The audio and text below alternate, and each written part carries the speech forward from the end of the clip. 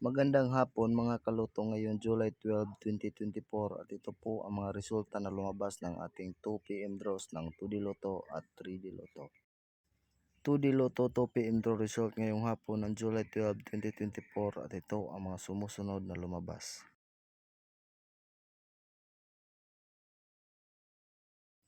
3D Lotto 2 PM draw result ngayong hapon ng July 12, 2024 at ito ang mga sumusunod na lumabas.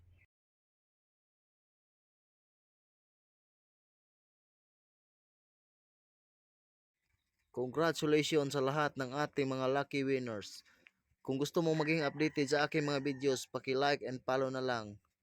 Thank you for watching. I love you all.